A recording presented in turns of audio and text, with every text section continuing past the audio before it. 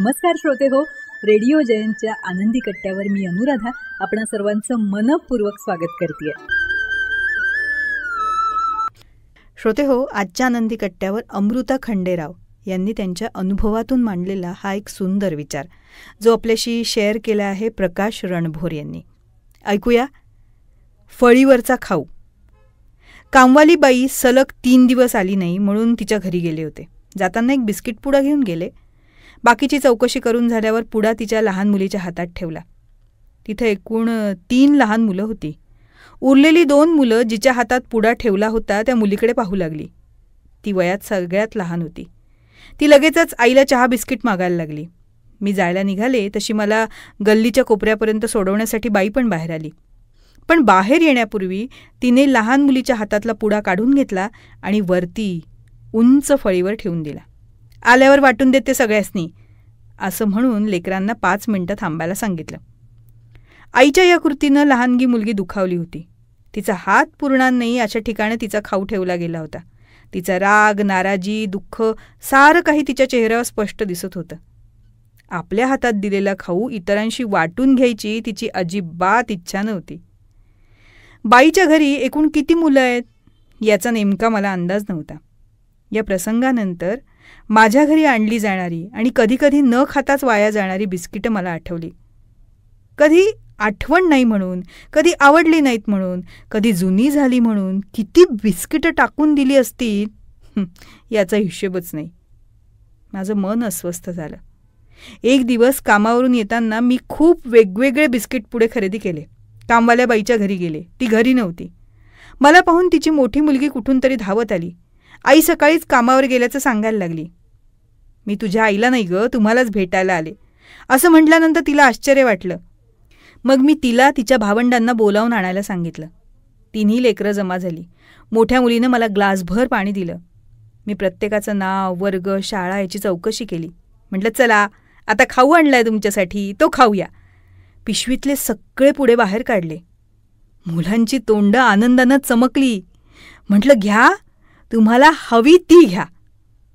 मोठ्या मुलीनं पहिल्यांदा छोटीला निवडीची संधी दिली.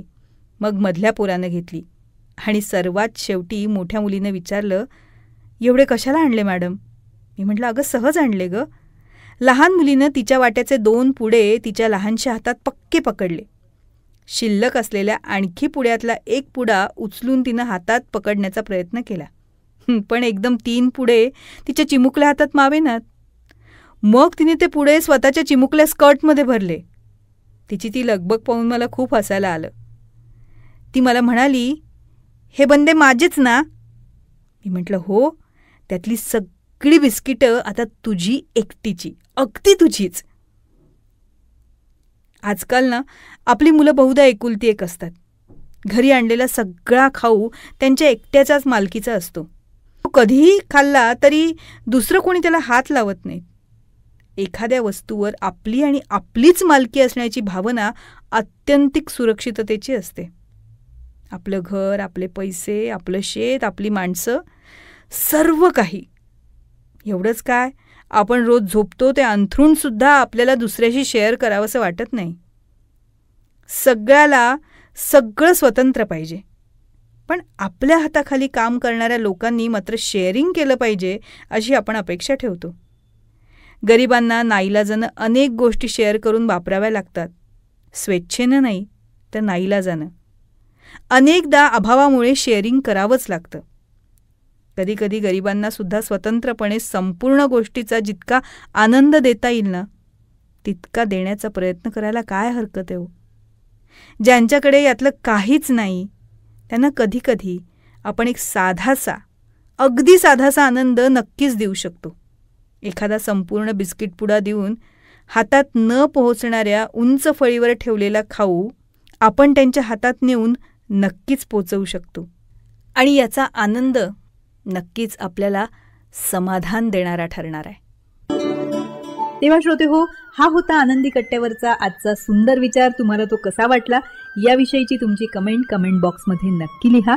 आणि त्याचबरोबर रेडिओ जयंतचे दर्जेदार कार्यक्रम ऐकण्यासाठी रेडिओ जयंत लाईक करा, शेअर करा आणि सबस्क्राईब करा. रेडिओ जयंतचं सबस्क्रिप्शन फ्री आहे. आणि त्याचबरोबर नोटिफिकेशनसाठी बेल आयकॉनवर क्लिक करायला सुद्धा विसरू नका.